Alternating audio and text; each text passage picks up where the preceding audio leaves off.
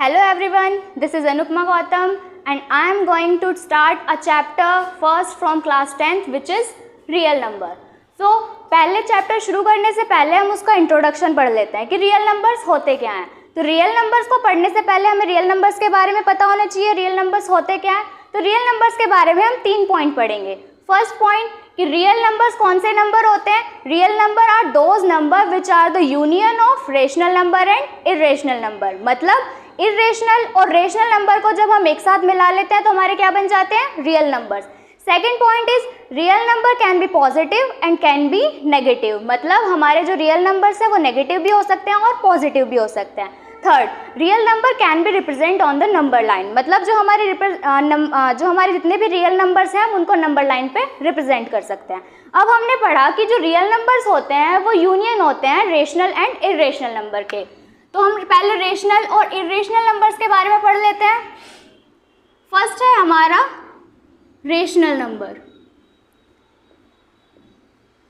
Rational number कौन से numbers होते हैं, ऐसे नंबर्स जिनको हम P/Q की फॉर्म में एक्सप्रेस कर सके. The rational numbers are those numbers which can be expressed in the form of P/Q but where Q is not equals to 0.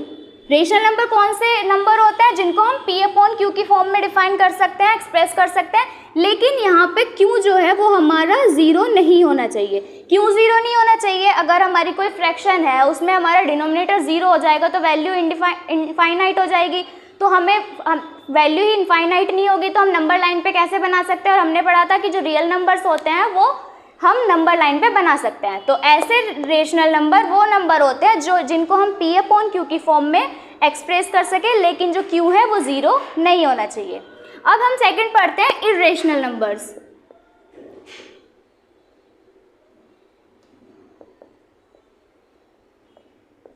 Irrational number क्या होते हैं? Irrational number basically rational number के opposite होते हैं. हमने मतलब पढ़ा था कि जो रेशनल नंबर होते हैं वो P/Q की फॉर्म में होते हैं. तो इरेशनल नंबर जो होते हैं वो ऐसे नंबर्स होते हैं which can not be express in the form of P/Q. So but it can be express in decimal expansion. अब इनकी जो डेसिमल एक्सपेंशन होती है वो कैसी होती है? ये P/Q की फॉर्म में तो हो ही नहीं सकते, लेकिन ये डेसिमल एक्सपेंशन में हम इनको एक्सप्रेस कर सकते हैं. लेकिन जो इनकी डेसिमल एक्सपेंशन होती है वो कैसी होती है? Non terminating. नॉन टर्मिनेटिंग क्या होता है? जब हम किसी भी डिजिट को डिवाइड करते हैं, सपोज हम एग्जांपल ले लेते हैं 10. अब हम इसको डिवाइड कर रहे हैं 3 से. हमने यहाँ पे किया 3 3 × 9 किया हमने, 1 बचा. अब हमारा यहाँ पे पॉइंट लगाएंगे 0 आएगा, 3 3 आ जाएगा, 9 आ जाएगा, 1 आएगा. पॉइंट लगाया 0, 3 3 9 आएगा, 1 आएगा. मतलब हमें पता चल रहा है कि जो 3 है वो बढ़ता जा रहा है और जो हमारा रिमाइंडर है वो बच ही नहीं रहा. कभी भी रिमाइंडर 0 नहीं हो रहा. तो इसका मतलब हमारा क्या हो गया, जो नॉन टर्मिनेटिंग ऐसे नंबर्स होते हैं जिनका डेसिमल एक्सपेंशन जो होता है वो कभी ख़त्म ही नहीं होता, वो चलता जाता है. दूसरा ही नॉन टर्मिनेटिंग के साथ साथ दूसरे एक और होते हैं नॉन रिकरिंग, या इनको और भी बोल देते हैं नॉन रिपीटिंग. नॉन रिपीटिंग कैसे होते हैं? अब जैसे मैंने आपको डिवीजन करके दिखाई, इसमें हमारा जो नंबर था 3 3 3 रिपीट होते जा रहा था, लेकिन जो इरेशनल नंबर होते हैं उसमें ये वाले नंबर्स नहीं आते जो रिपीट होते हैं. इरेशनल नंबर के अंदर कौन से नंबर आते हैं? नॉन टर्मिनेटिंग होते हैं, इनकी डिवीजन कभी ख़त्म नहीं होती है. दूसरा जो इनकी डिवीजन में जो डिजिट होती है वो कभी भी रिपीट नहीं होती. एग्जाम्पल ले सकते हैं, जैसे हमने लिया 0.01 0 0 1 0 0 0 1. तो यहाँ पे देख रहे हैं 0 1 आया, फिर 001 आया, 000 आया, तो ये रिपीट नहीं हो रहा है. तो हमारा जो इरेशनल नंबर होते हैं वो कैसे होते हैं? वो P/Q की फॉर्म में एक्सप्रेस नहीं कर सकते. इनका डेसिमल एक्सपेंशन हम दिखा सकते हैं, और जो डेसिमल एक्सपेंशन होता है वो कैसा होता है? Non terminating and non repeating. So यहाँ तक तो हमारा हो गया इंट्रोडक्शन. अब इसके बाद चलते हैं, इस चैप्टर के अंदर काफ़ी थ्योरम्स हैं, उनको देख लेते हैं. कुछ थ्योरम्स पढ़ते हैं जो इसके अंदर दी गई हैं. इसमें सबसे पहले हमारी थ्योरम है 1.1, जिसका क्या नाम है? Euclid's division algorithm.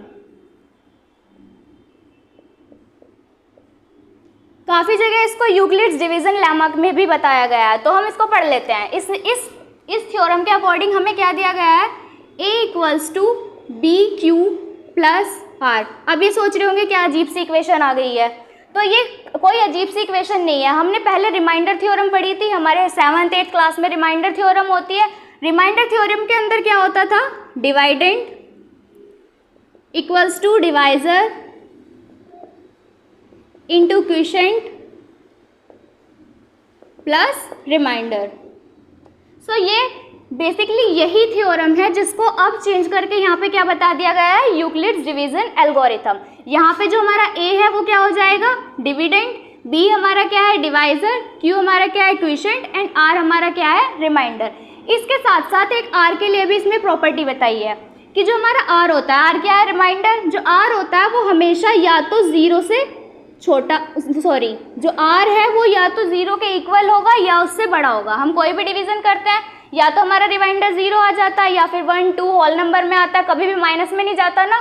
तो इसी का मतलब है कि जो r है या तो वो इक्वल्स टू 0 होगा या फिर 0 से बड़ा होगा।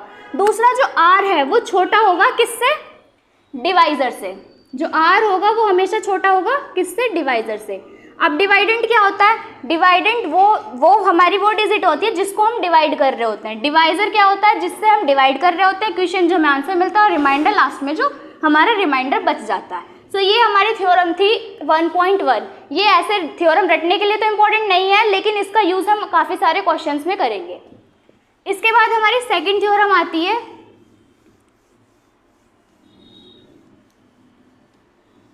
सेकंड थ्योरम है 1.2।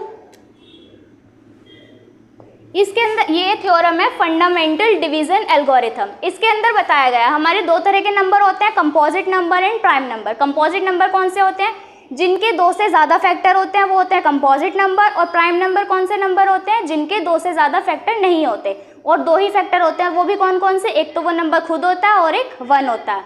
तो इस थ्योरम के अंदर 1.2 थ्योरम के अंदर हमें बताया गया है कि जो कंपोजिट नंबर है उनके प्रोडक्ट, जो कंपोजिट नंबर है उनका फैक्टराइजेशन हम कैसे लिख सकते हैं, प्राइम नंबर्स के प्रोडक्ट में। अब कैसे, सपोज करो कोई भी एक कंपोजिट नंबर ले लेते हैं, जैसे 15 है, हमारा छोटा नंबर ले लिया हमने, 15 है, ये कंपोजिट नंबर है क्योंकि इसके 2 से ज़्यादा फैक्टर हो सकते हैं। हम इसके फैक्टर करेंगे तो 3 5 × 15, 5 1 × 5।